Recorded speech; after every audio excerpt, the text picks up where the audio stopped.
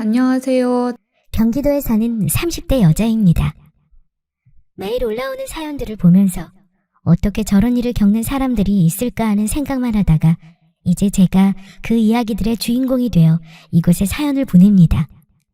길지 않았던 결혼 생활을 하면서 느꼈던 감정들을 털어놓기 위해 용기를 내어 보내는 사연이니 잘 들어주시고 같이 공감해 주셨으면 좋겠네요. 저는 학생 때부터 그리 공부를 잘하던 학생은 아니었습니다. 누구보다 평범하고 활기찬 학창시절을 보내면서 고3 중간쯤이나 돼서야 겨우 마음을 잡고 공부를 해야겠다는 생각을 했었고, 그리하여 재수를 하고 대학에 입학했습니다. 제대로 된 연애라고는 한 살 터울의 선배를 좋아했던 게 전부였지만, 그래도 대학에 가서 좋은 사람은 만나보고 싶다라는 마음에 소개팅을 했어요. 내 생각보다 쉽게 풀리지 않았던 소개팅을 의무적으로 계속 나갔었고, 결국 마음에 드는 사람 하나 찾아보지 못하고 저의 대학교 시절이 그렇게 연애 한 번 못하고 허무하게 흘러가는 줄 알았습니다. 저에게는 대학교 같은 과에 다니는 한 남자인 남자친구가 하나 있었어요. 많은 사람들이 말하듯 남녀 간에는 친구가 없다라는 말을 저는 믿지 않았고, 그 친구와 열심히 대학 생활을 하면서 때로는 서로 축하를 해줄 수 있는 사이로 잘 지내고 있었죠. 야, 김미정! 같이 좀 가자! 왜 이렇게 걸음이 빠르냐? 야, 너 어제 또 소개팅 했다며? 아, 몰라. 말 걸지 마. 짜증나 죽겠어. 완전 나이 많은 아저씨가 나온 거 있지? 오늘 학교 가서 주선자한테 욕 한 바가지 해버리고 싶다니까? 근데 네가 오늘 무슨 일로 지각을 안 했냐? 아, 빨리 들어가자. 수업 시작하겠다. 매일같이 붙어다니며 밥도 같이 먹고 수업도 같이 듣고 늘 붙어다니다 보니 이제 이 친구가 남자친구인지 여자친구인지 구별도 안 갈 정도로 무신경하게 지내기도 했었어요. 어느덧 우리는 대학교 4학년을 겨우 마치고 좋은 직장에 취업을 해야 하는 상황에 놓였습니다. 대한민국 청춘들이라면 누구나 한 번씩 겪는 고충이지만 좋은 직장에 들어가기 위해 우리는 억지로라도 스펙을 쌓아가며 이력서에 한 줄이라도 추가할 요소를 자꾸 만들어놔야 했고, 누구보다도 이 사회에 지쳐버린 상황이었습니다. 야, 취업하기가 왜 이렇게 힘든 거냐? 그래도 미정이 너는 해놓은 거 많아서 좋겠다. 동훈아, 그러니까 내가 하자고 할 때 공부하라고 했지? 요즘 학점만으로 취업하는 사람들이 어디 있겠어. 지금 내가 쌓아둔 스펙으로도 부족한데 넌 진짜 어디로 취업하려고 그러는 거냐? 우리 지금 이렇게 한가하게 맥주에 치킨 먹을 시간이 없다니까? 나 또 들어가서 자격증 공부도 해야 돼. 얼른 들어가서 공부 좀 하자. 누구보다 뺀질거리던 제 친구 동훈이는 저보다 철이 늦게 든 건지 취업이 코앞인데도 매일 나가서 놀 궁리만 했고, 이러다가 이 자식 누가 데리고 살려나 하는 걱정이 들 정도였습니다. 이렇게 약 4개월 정도 열심히 취업 준비를 마친 저는 제가 들어갈 수 있는 회사란 회사에 이력서를 수시로 넣었고, 떨어지기도 일쑤였지만 포기하지 않기 위해 더욱 노력했었어요. 생각보다 쉽지 않았던 취업 준비였지만 그래도 최선을 다한 저는 마지막으로 원서를 넣은 대기업에 당당하게 합격했습니다. 부모님도 제 지인들도 더할 나위 없이 축하해 주었고, 전 축하의 기쁨을 온몸으로 만끽했죠. 하지만 기쁨도 잠시였어요. 저와 함께 취업을 준비하던 친구들이 하나둘 취업에 성공했지만 저와 가장 가깝게 지냈던 동훈이는 본인의 능력보다 조금은 낮은 기업으로 취업을 하게 되었습니다. 물론 취업을 축하해줘야 하는 상황이 맞지만 동훈이의 아쉬운 표정을 볼수록 축하보다는 위로를 해줘야 하는 상황에 놓이게 되었죠. 온 친구들과 모여 취업 축하 파티를 하던 그날이었습니다. 동훈이가 오지 않아 전 부재중 전화를 3통이나 했고, 결국 연락이 닿아 통화를 하는데 저한테 이런 말을 했습니다. 미정아, 전화했었네. 축하 파티는 잘하고 있어? 야, 네가 안 오는데 어떻게 축하 파티를 잘할 수 있겠어. 몸이 안 좋은 거야? 너도 취업했는데 같이 파티를 해야 의미가 있지. 집에서 나와 얼른. 내가 사실 오늘 너한테 할 말이 있었는데 도무지 용기가 안 생겨서 할 수가 없겠더라고. 그래서 그냥 집에 있는 게 나을 것 같아서 이렇게 전화라도 한 거야. 사실 나 대학 시절 내내 너만 좋아했고 너랑 좋은 대기업 들어가서 같이 회사 생활 하고 싶었어. 그래도 어쩌겠냐? 내가 열심히 더 노력하지 못한 탓에 떨어졌는걸. 사실 같이 붙어서 같이 출퇴근하면서 회사 다니고 싶었는데 참 아쉽게 됐지. 미안하다. 괜히 이런 말 해서. 야, 뭐야? 그런 얘기들은 만나서 해야지. 전화로 하는 게 어딨냐? 네 속상한 마음 알겠으니까 우선 만나서 얘기하자. 얼른 나와. 그렇게 저는 동훈이의 속마음을 그날 알게 되었고, 사실 눈치는 채고 있었지만 취업 준비를 하느라 제가 동훈이를 더 챙겨주는 건 무리였고, 제 취업 공부보다 동훈이에게 더 집중할 수 없었기 때문에 그 마음을 모른 척하고 있었습니다. 그렇게 여러 번 동훈이는 저와 같은 대기업에 들어가려고 노력하다 합격이 되지 않아 제가 다니는 회사의 하청업체 직원으로라도 들어가게 되었어요. 스펙 차이도 차이였지만 그래도 열심히 해준 동훈이에게 고마웠던 마음이 컸었죠. 그래도 이제 각자의 길을 선택하게 되었고 조금이나마 여유로운 마음이 생겼기에 열심히 준비한 동훈이를 축하해주며 저에게 지금까지 몇 년간 저를 좋아하고 있었다는 동훈이의 마음을 받아주기로 했어요. 그렇게 친구에서 연인 사이가 된 저희는 연애를 한 지 1년 좀 넘었을 시기에 전 프로포즈를 받게 되었습니다. 내가 너보다 잘나지 못한 위치에 있지만 그래도 나 열심히 살면서 너보다 더 좋은 회사 들어가서 더 많이 벌고 너 지켜줄 거야. 회사 들어간 지 얼마 되지도 않았지만 여기서 더 성장하고 멋지게 발전하는 사람 될게. 나 믿고 결혼해 줄 수 있겠니? 저보다 더 열심히 살면서 저를 먹여 살리겠다는 동훈이는 그렇게 저의 남편이 되어 저를 평생 책임지겠다는 약속을 저에게 했습니다. 무엇보다도 그 의지가 대단했고 저는 그런 남편을 멋지다고 생각하며 존중하기로 했어요. 저는 그 어떤 이유랄 것 없이 남편의 성실함과 열심히 하는 모습에 감동을 받았고 이 정도의 남자라면 나를 충분히 평생 동안 지켜줄 수 있을 것 같다는 생각이 들었습니다. 그렇게 우리는 대기업에 다니는 아내와 하청업체에 다니는 남편이었지만 결혼에 성공하게 되었고 처음에는 아무런 문제가 없다고 생각하며 아주 잘 결혼 생활을 해나가고 있었습니다. 사실 남자가 덜 벌고 여자가 더 벌고 하는 게 무슨 큰 의미가 있을까 하는 생각이었어요. 누구든 하나라도 잘 벌어서 결혼 생활하는데 어려움이 없으면 사랑으로 다 극복되는 거 아닌가 하는 너무 어린 저의 생각이기도 했습니다. 그렇지만 제 생각과는 다르게 흘러가는 결혼 생활에서 저는 점점 이상함을 감지하기 시작했죠. 가장 처음 제가 느끼게 된 이상한 점은 바로 시댁에서 저를 대하는 태도였습니다. 무엇보다도 시집살이가 가장 큰 스트레스였는데 시아버지에게는 그런 점을 전혀 못 느꼈지만 시어머니는 저랑 전화통화를 하시거나 시댁에 갈 일이 생겨서 방문하게 되면 알게 모르게 저를 내려 깎으려는 언행을 일삼았습니다. 결혼 후 처음 시어머님의 생신날이었습니다. 어머님의 생신 전날은 회사에서 큰 프로젝트가 있어서 저는 늦게까지 야근을 할 수밖에 없는 상황이었는데 밤늦게 11시쯤 시누이에게서 전화가 한 통 왔습니다. 어머 언니, 지금까지 회사예요? 다름이 아니라 내일 엄마 생신인 거 알고 있죠? 언니 오신다고 들었는데 한 가지 부탁할 게 있어서요. 저희 엄마 로망 중에 하나가 며느리한테서 12첩 반상 받아보시는 게 소원이었거든요. 그냥 특별하게 이것저것 할 필요 없이 갈비찜이랑 잡채랑 기본 반찬, 그리고 엄마가 생과일 케이크 좋아하시니까 그렇게 준비해서 오면 될 것 같은데 언니 가능하죠?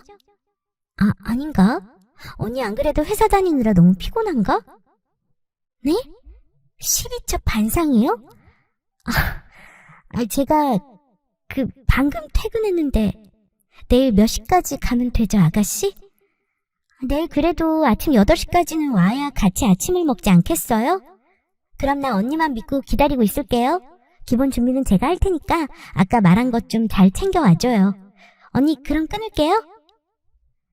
야근까지 한 거 뻔히 알면서 어머님 생신날 아침 8시까지 갈비찜에 잡채에 각종 반찬까지 그리고 케이크까지 챙겨오라는 시누이 때문에 열이 받아 남편에게 하소연을 좀 했습니다. 아니 자기야, 아가씨가 나한테 내일 8시까지 12첩 반상을 준비해서 케이크까지 사오라는데 이게 맞는 걸까? 나 오늘 정말 너무 피곤한데 어떻게 해야 해? 자기 생각은 어때? 그래도 결혼하고 처음 맞이하는 엄마 생신인데 그 정도는 당신이 회사 생활이 아무리 바빠도 미리미리 준비했어야 하는 게 아닐까? 내가 당신이라면 조퇴를 해서라도 준비했을 것 같은데 이제 와서 이 새벽에 어떻게 준비하려고 그래? 아무리 바빠도 미리미리 챙길 건 챙겨야지. 뭐 별 수 있나? 안 해주면 엄마가 엄청 서운해하실 거 뻔한데 잠 못 자더라도 해서 가져가는 게 맞는 것 같은데. 속 터지는 남편의 말에 저는 넋을 잃었고 이 자정이 다 된 시간에 식자재를 구할 방법이 없어 내일 맛있는 거라도 사드려야겠다는 생각에 식당 예약을 해놓고 시어머니에게 그리러 오시라고 문자를 남겨놓고 잠이 들었습니다. 다음날 시댁 식구들은 제가 말한 고급 한정식 집으로 오셨고 제 생각과는 다르게 분위기가 썩 나쁘지 않았습니다. 그래도 며느리 덕에 고급 한정식당도 와보고 돈이 좋긴 좋네. 아, 어머님, 이번에 제가 프로젝트하고 너무 많이 바빠서 미리미리 신경 못 써드려서 죄송해요. 어머님한테 뭘 사드려야 좋을지 몰라서 현금으로 준비했는데 괜찮으신가요? 뭐 돈을 잘 벌다 보니까 돈이 최고다 그런 거냐? 뭐 어찌됐든 네가 바빠서 시간이 없다는데 같이 밥 한 끼 먹는 것도 난 참 고마워 죽겠다 얘. 안 그래도 아침에 계좌 확인했는데 그걸로 요즘 뭘 산다니? 꼴랑 100만 원 가지고 사러 갈 게 있나 싶다마는. 이따 백화점 가서 내 돈 얹어서 살 거 있나 한번 보마. 이게 죽어도 욕먹는다는 상황인가 싶었습니다. 저는 나름대로 바쁜 와중에 준비하려고 많은 노력을 했고 하다못해 손편지도 짧게나마 준비해서 어머니께 드렸는데 여간 서운하신가 보다 싶어서 죄송한 마음도 들었습니다. 식사를 다 마친 후 가족들과 헤어지고 집으로 오는 길에 차 속에서 남편이 저에게 이런 말을 했어요. 당신은 뭐든 돈으로 해결하려고 하는 게 있는 것 같아. 당신이 보기에도 그렇지 않아? 무슨 소리야 그게? 내가 뭘 돈으로 해결하려고 해? 이번에는 어쩔 수 없는 상황이었고 갑작스러웠잖아. 용돈도 넉넉하게 넣어드린다고 보낸 건데 어머니 마음에 안 드셨으면 어쩔 수 없지만 요즘 어르신들도 물건보다는 현물을 더 좋아하시니까 나름 생각해서 드린 건데 자기는 무슨 말을 그렇게 서운하게 해? 돈 좀 번다고 유세 떠는 것 같잖아. 어른들이 보기에는 어떨 것 같아? 난 오늘 당신한테 좀 실망했어. 진짜 기가 막히는 남편의 말에 저는 황당했고 더 이상 대답을 이어나갈 수 없었습니다. 정작 남편 본인은 어머니께 아무런 선물이나 용돈도 챙겨주지 않았어요. 요즘 회사 사정이 어렵다니 어쩐다니 하면서 내년에는 더 잘 챙겨드리겠다는 말뿐이었고 모든 준비는 다 제가 했기 때문에 더욱더 황당하고 억울한 상황이었습니다. 시집살이를 하는 기분을 느낀 건 이뿐만이 아니었습니다. 신우이가 임신을 하게 되어 아이를 낳았고 주말마다 신우이는 어머님 댁으로 출근하듯이 거의 친정에 붙어 살았을 때였습니다. 그래. 너 주말에 쉰다 그랬지? 집에 좀 와라. 요즘 텅 얼굴 보기가 그렇게 힘들어서 어쩌니? 저번에 보니 얼굴도 많이 상했던데 집에 와서 밥도 좀 먹고 쉬다 가라. 동훈이한테는 아까 전화해서 얘기했으니까 아침 일찍 오도록 해. 다른 건 필요 없고 올 때 딸기나 뭐 과일 같은 것 좀만 사와라. 네? 주말이요? 네 어머님. 안 그래도 그날 동훈 씨랑 대부도 가서 바람 좀 쐬고 오려고 했는데 어머님 댁으로 동훈 씨가 간다 그랬나요? 제가 통화해보고 연락드릴게요. 남편에게 저는 다급하게 전화를 했고 주말에 신우이네도 온다고 하니 어머님 댁으로 가자는 남편의 말에 다소 서운하긴 했지만 그 마음을 들키긴 싫었어요. 시간이 지나 주말이 되었고 저희 부부는 양손 가득 과일을 사들고 시댁에 가기로 했습니다. 이걸로 사면 되려나? 어머님이 딸기 사오라고 하시던데 요즘 딸기가 안 보이네? 아니면 포도나 샤인머스켓이라도 사갈까? 다른 거 좋아하시는 과일 없으셔? 아니 딸기를 사오라는데 포도나 샤인머스켓을 사가지고 가면 어떡해. 이럴 땐 자기 진짜 푼돈 아끼려고 하는 것 같아서 미워 보인다니까. 가다가 다른 마트 들려봐야지 그걸 그냥 포기해버리냐?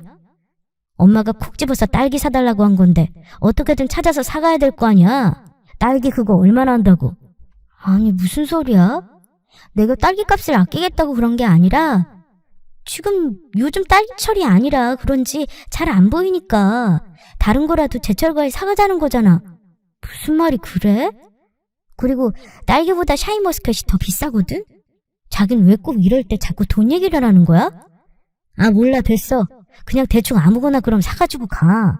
대충 사다 주면 먹겠지 뭐. 가끔 이렇게 남편은 알게 모르게 저를 꼬인 마음으로 대했고, 저는 그런 부분이 쉽게 이해되지 않았습니다. 마치 우리가 사회생활을 하다 보면 몇 번 마주하게 되는 자격지심이 있는 사람처럼 군다고 해야 할까요? 별것도 아닌 제 말에 꼬리를 물며 약간 비꼬는 듯한 남편의 대화 방법이 정말 마음에 들지 않았지만 싸우고 싶지 않아서 그냥 넘어간 적이 한두 번이 아니었습니다. 어머님, 저희 왔어요. 어? 아가씨네는 어디 갔어요? 좀 일찍 오라니까 왜 이제 왔어? 아이고, 나 죽겠다. 허리 아파 죽겠네, 진짜. 너 애기 좀 잠깐 안고 있어라. 오늘 애들 잠깐 콧바람 좀 쐬러 나간다고 해서 애기 맡긴다고 하고 나갔으니까 집에서 쉬엄쉬엄 쉬면서 애기 좀 돌봐라. 나도 이 근처 잠깐 나가서 볼일 좀 보고 와야 되니까 집 좀 지키고 있어. 애들이 하도 딸기 먹고 싶다고 그래서 사오라니까 무슨 이런 과일을 사왔다니? 너도 참. 에휴. 신우인 애는 아기를 어머님한테 맡기고 나들이를 나간다고 나가버렸고, 딸기도 신우이가 먹고 싶다고 징징거려서 시어머님이 급하게 우리한테 사오라고 시킨 거였습니다. 결국 시댁에서 아기나 돌봐라는 거였어요. 저도 평일 내내 바쁘게 일에 치여 살다가 조금 쉬어보려고 한 주말이었는데, 이런 식으로 어린 조카나 돌보며 집안일까지 몸을 쉴 틈이 없었습니다. 속 없는 남편은 옆에서 휴대폰 게임이나 하고 있고, 오로지 이 몫은 제가 도맡아 해야 하는 상황이었던 것입니다. 여보, 나 너무 힘들어. 애기 좀 같이 봐줘. 난 쉴 틈이 없이 움직이는데 자기 혼자 누워서 3시간 동안 게임만 하면 어떡해. 좀 같이 도와줘, 어? 아, 진짜 나도 좀 쉬자. 뭐 당신만 힘들어? 큰 회사 다녀서 바쁘다고 유세 떠는 거야, 뭐야? 당신만 평일 내내 일하는 줄 알아? 나도 이럴 때나 돼야 우리 집 와서 맘 편하게 쉬는 건데 뭘 당신만 고생하는 것처럼 말해. 가끔 보면 당신 참 이기적으로 군다니까. 오늘 여행도 갔었으면 운전도 내가 내내 하고 하루 종일 나만 피곤했을 거 아니야. 그나마 엄마네 와서 좀 쉬겠다는데 대체 왜 그러는 거야? 알겠어. 아기를 봐본 적이 있어야 말이지. 힘드니까 같이 좀 도와달라는 거였는데 그게 그렇게 잘못된 거야? 됐어. 그냥 내가 볼게. 당신 하고 싶은 거 해. 전 하루 종일 시어머님도 없는 시댁에서 종일 신우이의 애기 뒤치다꺼리나 하면서 꿀같은 주말을 날려야 했습니다. 물론 도와줄 수 있지만 이런 식으로 사람을 불러서 부탁이 아닌 의무처럼 일을 시켜버리니 저도 너무 서운하고 눈물이 나더라고요. 이제 곧 명절도 다가오는데 과연 얼마나 시댁에서 부려먹을지 생각하면 눈앞이 캄캄했습니다. 시집 오기 전에는 손끝에 물 한 방울 안 묻힐 거라는 남편의 말과는 다르게 남편은 어느새 남의 편이 되어 있었지만 크게 싸우고 싶은 마음도 없어서 그냥 꾹 참고 살다 보면 나아지고 적응하게 되겠지 하는 마음으로 사는 중이었어요. 요즘 시대에 시댁에서 명절을 다 보내는 며느리는 없다지만 저 또한 사람인지라 친정에서도 하루 정도는 쉬고 싶은데 그럴 수 있을지도 의문이었고 그냥 명절이 오지 않기만을 바랬습니다.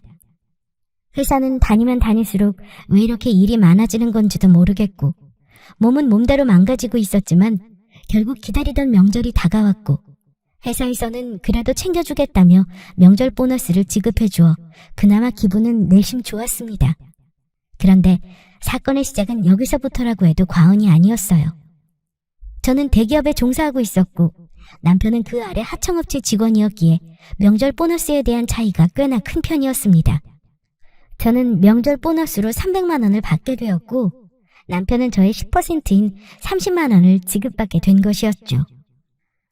저는 저도 모르게 그날 집에 들어가기가 마음이 불편했습니다.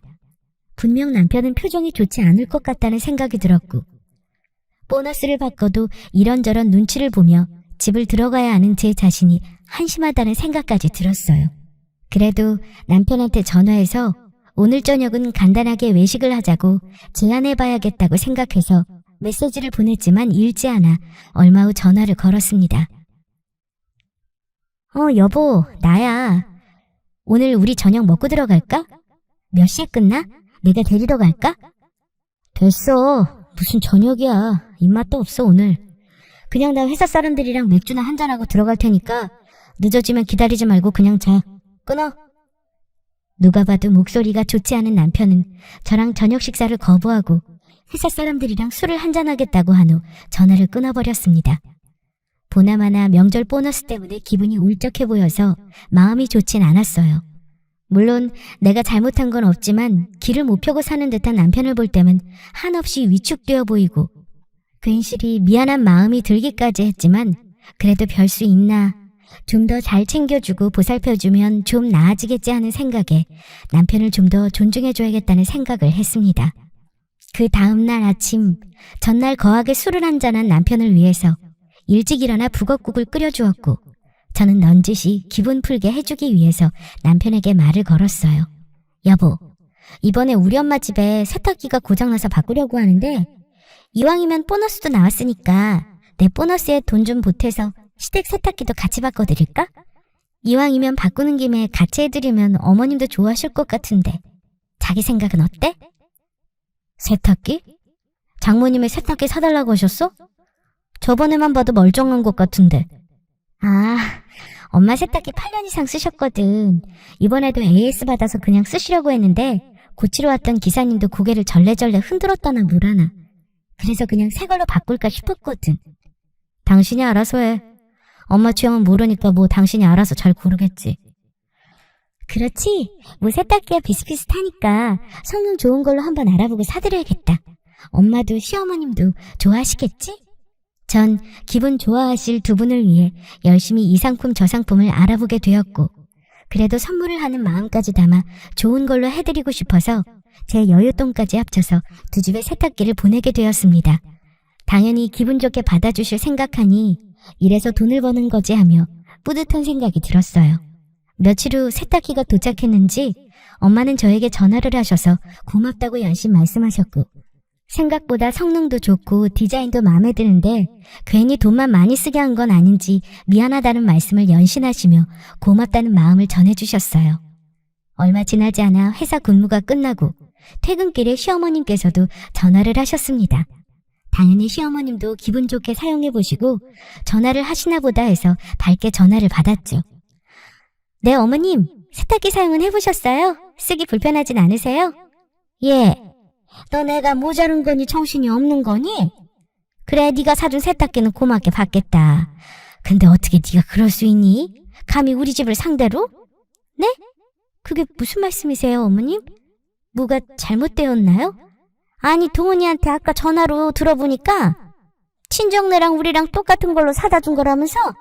아, 네. 이왕이면 같이 바꿔드리고 싶어서 어머님 댁도 해드린 건데 무슨 문제 있으신가요? 네, 참 어이가 없어서. 어떻게 친정이랑 시댁이랑 똑같은 걸 사주니? 내가 그 말 듣고 황당해서 전화했다. 아무리 그래도 그렇지 네 집이랑 우리 집이랑 같니?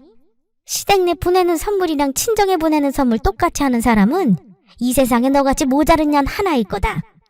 내가 이거 받으면 기분 좋아서 전화할 줄 알았겠다만 사람을 무시해도 정도가 있지. 집도 우리 집이 훨씬 큰데 개집만한 집구석에 들어갈 세탁기나 보내는 건 네 시댁 기만 하는 것밖에 더 되니? 이래서 여자는 잘 들어야 된다는 말이 있는데 내가 사람 보는 눈이 바닥이었네. 참나. 다른 걸로 바꿀 거 아니면 와서 당장 가져가라. 아니, 어머님. 너무하세요. 전 그래도 친정 세탁기 고장나서 바꾸는 김에 시댁것도 같이 바꿔드리고 싶은 마음에 고르고 골라서 신중하게 선택해서 산 건데 그냥 친정이랑 같은 모델 해드렸다는 이유로 이렇게까지 심하게 말씀하실 필요가 있으신가요? 뭐가 싫어서 그러시는 건지 이야기를 해주세요. 그저 친정이랑 같은 걸 사와서 그러신 거예요? 니네 친정집이랑 우리 집이랑 같냐는 말이야. 그래. 막말로 얘기해보자. 솔직히 내 아들보다 네가 훨씬 더 잘 벌면 시댁을 좀 더 챙기고 신경 써야 하는 거 아니니? 네가 자꾸 이런 식으로 하니까 내 아들이 기가 죽어서 기 한 번 못 펴고 결혼생활 하는 거 아니야. 넌 참 애가 예전부터 눈치가 없어서 어떻게 해야 되나 싶었는데 이런 선물 하나 하는데도 눈치코치 없는 거 보면 참 내 아들이 얼마나 개고생하고 사는지 안 봐도 비디오다 비디오야. 그러니까 내 아들이 자꾸 며느리한테 지고 산다느니 그런 말이 동네에서 돌잖니? 그리고 넌 그렇게 번다는 애가 세탁기만 꼴랑 사가지고 오면 되겠냐? 요즘 건조기랑 세탁기 같이 사주는 게 예의라는데. 답답해. 하나부터 열까지 설명을 언제까지 해줘야 되는 거야. 이렇게 사람이 멍청하면 고생하는 거라니까. 답답하다. 오늘은 머리 아파 죽겠으니 끊어. 전 아무리 생각해봐도 시어머님의 말씀에 단 하나도 동의할 수 없었습니다. 도대체 뭐가 잘못된 건지 모르겠고, 솔직히 말해서 내가 더 잘 벌면 친정에 조금 더 해주고 싶은 게 여자의 마음 아닌가요? 도저히 그냥 자격지심에 사로잡혀 잔소리하는 시어머니로밖에 보이지 않았어요. 답답한 마음을 또 말할 곳이라곤 남편뿐이기에 집으로 돌아와 한탄을 하기 시작했습니다. 당신도 어머님이랑 똑같은 마음이야? 내가 우리 집이랑 당신의 어머님의 똑같은 세탁기를 사드린 게 잘못된 거라고 생각해? 나 오늘 정말 너무 속상하다. 내가 뭘 잘못했는지 모르겠다고. 당신은 그게 문제야. 엄마가 다 당신 생각해서 해주는 말이잖아. 내가 말은 안 했어도 그동안 얼마나 참고 살았는 줄 알아? 여자가 남자보다 더 번다는 게 남자 입장에서 얼마나 서럽고 기죽는 일인 거 몰랐지? 당신보다 내가 더 잘 버는 사람이었으면 나 당신 친정집에 이런 대우 안 했어. 알아? 사람이 양심이 있으면 상대방 집에 더 챙길 줄도 알아야지. 뭐만 하면 똑같이 해주려고 하고 우리 엄마 서러운 걸 보고 싶어서 그런 거라면 당장 그만둬. 엄마 입장에서는 얼마나 속상하고 마음 아프시겠어? 당신이 자꾸 그러니까 엄마 사는 동네 사람들이 우리 갈 때마다 수군수군 대는 거 당신은 못 느끼겠어? 난 당신이랑 결혼해서 살면 나한테 내조하며 열심히 우리 가족도 알뜰살뜰 챙길 거라고 생각했는데 진짜 당신한테 실망이야. 그러면서 나한테 서운함을 표현하려고 하지 마. 나도 힘들어. 물론 남편의 말은 무슨 말인지 알겠지만 이게 이렇게까지 욕먹을 일인가 싶기도 하고 괜히 선물한다고 했다가 욕만 죽어라 먹는 기분이 들었습니다. 제가 그렇게 잘못한 거였을까요? 남편의 말을 계속해서 듣는데 정말 서러움이 극에 치닫았고 저는 눈물이 멈추질 않았어요. 도저히 이렇게 살 수는 없겠다고 생각이 들었고 차라리 이런 자격지심에 꽉 찬 가족들과 함께 평생을 같이 할 바엔 갈라서는 게 좋겠다는 생각을 했습니다. 하지만 저도 사람인지라 이렇게 바보처럼 몇 년을 퍼다 바쳐놓고 욕먹고 이혼을 순순히 해줘야겠다는 생각은 들지 않았어요. 당연히 내가 당한 만큼 시댁도 느끼고 알아야 한다고 생각했고 전 한 가지 엄청난 아이디어가 떠올랐습니다. 사람들은 자신이 제일 아끼는 것을 잃었을 때 가장 분노하고 슬퍼하는 법이 아니겠어요? 그래서 저는 차에 관심이 엄청 많고 지금 가진 차도 엄청 좋은 차는 아니지만 제가 전에 기죽지 말라고 생일에 큰맘 먹고 사줘서 남편이 애지중지 타고 다니던 남편의 차를 수단으로 남편에게 통쾌하게 복수를 해야겠다는 생각이 들었습니다. 여보, 내가 곰곰이 생각해봤는데 내가 시댁에 더 신경을 못 써주고 우리 집만 챙기려고 했던 것 같아. 어머님도 당연히 속상하셨을 거고 당신 어깨 한번 못 펴게 한 것도 다 내 탓인 것 같더라고. 미안해 여보. 그래서 말인데 당신한테 하나 의논할 게 있는데. 이제야 말이 통하는구만. 당신이 그렇게 느꼈고 알았으면 됐어. 앞으로 우리 집에다가 신경 좀 더 써. 당신네는 그래도 장인어른이 연금도 받으시니까 용돈도 우리 엄마한테 좀 더 챙겨준다 생각하고 인상도 해드리고 말이야. 사람이 말이 통하니까 다행이지 참. 그래서 뭘 의논하겠다는 건데? 아니, 시댁에 더 훨씬 좋은 걸 해줘야지 고민하다가 든 생각인데 당신 지금 타는 차 있잖아. 그거 말고 좀 더 좋은 차로 바꾸는 거 어때? 그래도 회사 다닌 지 몇 년 됐는데 당신이랑 급이 안 맞는 것 같아서 차를 바꿔주면 어떨까 하는 생각이 들었거든. 괜찮아? 차? 차 안 그래도 수리 몇 번 하고 그러니까 더 타고 다녀도 되나 싶긴 했는데 진짜로 내 차 바꿔줄 거야? 어떤 걸로 바꿔줄 건데? 갑자기 기분이 좋은데 당신 이제야 정신 차린 것 같아서 내가 다 기분이 풀린다. 얼른 엄마한테도 전화해줘야겠다. 한껏 들뜨고 신난 남편을 보며 저는 표정 관리하느라 죽는 줄 알았습니다. 세상 살면서 저렇게 사람이 멍청하고 눈치 없고 자격지심에 꽉 찬 사람이라는 걸 왜 이제야 알아버린 걸까요? 남편이 지금 타고 다니는 차를 우선 팔게 하고 그걸로 저는 위자료라도 받아낼 심산이었습니다. 남편 앞으로 제대로 된 재산이라고는 저 차 한 대뿐이었거든요. 집도 제 명의로 되어 있었고 이 집도 사실 남편 명의로 하라는 걸 제가 혹시 모르는 마음에 절대적으로 명의는 제 명의로 해야겠다 싶어서 머리를 굴려서라도 제 것으로 지키고 있는 거라 남편에게는 지분이 단 1%도 없었습니다. 저와 얘기를 끝내고 들뜬 남편은 여기저기서 전화를 하면서 자동차에 대해 사람들이랑 통화를 하질 않나. 진짜 제가 보기에도 그 꼴이 너무 우스워 보였죠. 여보, 성태라고 알지? 내 친구 있잖아. 걔 아는 동생이 딜러를 하거든? 내 차 상태도 나쁘지 않아서 얼른 팔아넘길 수 있을 거라고 하더라고. 이거 기분 째지는구만. 차 팔아서 엄마 용돈 조금 챙겨드리고 우리 목돈으로 가지고 있으면 되겠다. 그치? 다음 주에 만나서 차는 해결보기로 했으니까 당신도 좋은 차 알아보고 나한테 말해. 맘에 든 차는 많은데 뭐 당신이 사준다고 하니까 당신 안목도 믿어보지 뭐. 남편은 반쯤 정신 나간 소리를 하면서 신나하는데 어떻게 이걸 더 통쾌하게 복수를 해줄까 고민하던 찰나 시어머니에게도 전화를 해서 이 사실을 알렸습니다. 그래, 동훈이한테 전화 받았다. 차를 바꿔준다고 그랬다며? 네가 이제야 내 말 듣고 네 남편을 챙기나 보구나. 그렇게 여자가 남자 내조하면서 살아야 여자답지. 버는 만큼 써야 또 그만큼 들어오는 거야. 알겠어? 차는 외제차로 이번에 뽑아주는 게 네 남편 기살리기에도 좋으니까 잘 알아봐라. 내가 차 쪽은 무지하니까 동훈이랑 상의해서 좋은 걸로 한 5년 이상은 탈 수 있는 걸로 골라서 가져와봐. 한번 봐야 알지. 네, 어머님.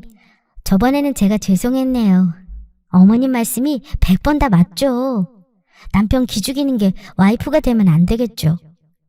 저도 다시 생각해보니까 제가 많이 잘못한 것 같아서요. 이참에 차나 바꿔줄까 해요. 다음 주에 어머님 댁 앞으로 새 차 가지고 가기로 했으니 연락드릴게요. 그럼 쉬세요. 저는 마음에도 없는 말을 일장연설 시어머니에게 늘어놓으면서 속으로는 어떻게 복수해줄지 칼을 갈고 있었습니다. 제가 너무하다고 생각하는 분들도 계시겠지만 저에게는 정말 결혼 생활 내내 제가 번 돈으로 70% 이상을 시댁에다가 쏟아부었고 돌아보니 그만한 호구 며느리가 없었구나 싶었지만 그만큼 해주고도 욕을 먹는 결혼 생활을 몇 년간 하니 이제 이렇게 살면 안 되겠다는 생각이 확 들었습니다. 대망의 그날이 되어 저는 남편과 시어머님을 시댁 앞에서 만나 뵙기로 하고 찾아갔습니다. 하필이면 제가 같이 일하는 회사 선배의 남편 차가 요즘 세상에 내놓으라는 엄청나게 비싼 외제차였는데 선배한테 자초지정을 설명하고 제 상황까지 얘기해주고 나니 너무 흔쾌히 그 차도 빌려주겠다고 해서 선배네 차와 제가 산 20년 이상 된 똥같지도 않은 외제차 2대가 나란히 시댁 앞에 놓여 있었습니다. 두 발 벗고 뛰쳐나오는 시어머님과 멍청한 남편 놈은 입을 헤헤 벌리며 오더군요. 아마 비싼 선배네 차가 지 차라고 착각하고는 뛰어나오는 거였겠죠? 어떻게 사람들이 저렇게 살 수 있는지 그때까지도 조금이나마 있던 정이 뚝 떨어졌어요. 와, 뭐야 이거. 당신 한턱 제대로 쐈겠는데 이거 진짜 나한테 주는 선물이야? 이 차 어디서 구했어? 와, 엄마 이거 봐. 이거 우리나라에 몇 대 없어. 이걸 사준 거야? 고마워 여보. 와, 나 진짜 감동해서 입이 안 다물어져. 어머머머, 이게 그렇게 비싸냐? 아우, 비싼 차라 그런지 때깔도 좋고 모양새도 그 전 거보다 훨씬 낫다 얘. 그래도 네가 이제야 제대로 돈 쓸 줄 아는구나. 둘 다 비싼 차를 보더니 눈이 휘둥그레 돌아가서는 깔깔거리는 모습이 제 눈에는 너무 웃기기만 했습니다. 속으로 실컷 비웃고 이제 진짜 사실을 알려야 할 때였죠. 무슨 소리세요? 이 차가 아니고 저 옆에 저 차예요. 내가 이런 좋은 차 살 돈이 어딨다고 그래요. 제 돈 싹 다 어머님네 자잘한 빚 갚아드리고 어머님 품위 유지하라고 용돈 챙겨드리고 한심한 남편 뒷바라지 하는데 다 들어가는데 제가 무슨 돈이 있어서 저런 고급 외제차를 사요? 안 그래도 어머님이 남편 어깨 펴고 기 살려줄 수 있게 외제차로 사라고 하셔서 외제차 중에 제일 저 머저리 같은 남편이랑 딱 어울리는 걸로 사왔는데 이제 만족 좀 하시겠어요? 뭐? 당신 미쳤어? 엄마, 뭐라고 좀 해봐. 이 똥차를 어떻게 타고 다니라는 거야? 장난해? 됐고, 당신이랑 당신 어머님네 가족 이제 나 없이 잘 먹고 잘 살아봐. 나처럼 융통성 없고 남편 기죽이는 옆에 애랑 지금까지 살아주느라 고생 좀 했을 테니 그렇게 입에 달고 살던 외제차 꼭 타고 다니길 바라고, 저 차는 당신이 폐차를 하든 타고 다니든 알아서 해. 그리고 차 판도는 위자료로 챙겨둬야 할 테니 어디 쓸 생각 마. 그리고 어머님, 지금까지 자기 아들 기죽이고 살게 했다고 저한테 그렇게 심한 욕도 서슴지 않으셨죠.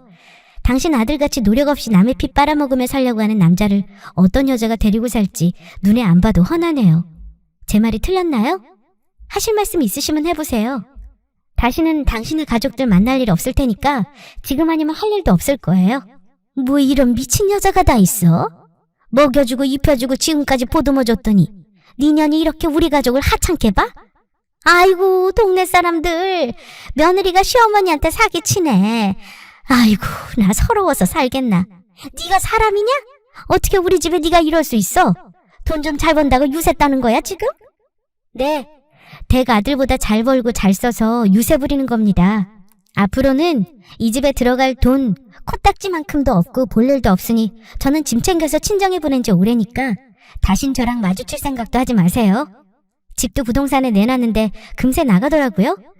한 달 안에 새 입주자 들어온다고 했으니까 당신도 당장 가서 짐 빼고 이혼도장이나 찍어 보내. 전 그대로 뒤도 돌아보지 않고 친정집으로 달려왔고 그간 쌓아온 것들이 속이 다 풀렸습니다. 엄마도 잘했다고 한참을 울며 불며 속 시원하다고 하셨고, 저 또한 저만의 새 인생을 살아갈 생각하니 앞이 뻥 뚫린 것 같아서 차라리 마음이 너무 편해졌어요. 그렇게 저는 남편과의 이혼 절차를 끝내고 지금은 누구보다 멋진 커리어 우먼으로 회사 생활과 저의 인생 그리고 우리 가족들만 오로지 알뜰살뜰하게 챙기며 행복한 생활을 하고 있는 중입니다. 남편의 집이야 매달 제 돈만 갉아먹고 살다가 이제 제가 없으니 슬슬 풍비박산이 나는 소리가 들렸고, 남편의 집에 실체를 알게 된 신우의 남편 또한 남편 집을 개무시하며 시댁에 들리지도 않았다는 얘기가 있더군요. 남의 돈을 수단으로 본인들의 목적만 배부르게 채우려는 자격지심으로 똘똘 뭉친 한 가족을 이렇게 털어내니 속이 다 시원합니다. 여러분들 주변에도 저처럼 바보같이 당하는 분들이 있으시다면 제 이야기를 꼭 들려주시고 같이 사이다를 원샷하듯 속이 뻥 뚫리셨으면 좋겠습니다. 긴 글 들어주셔서 감사합니다.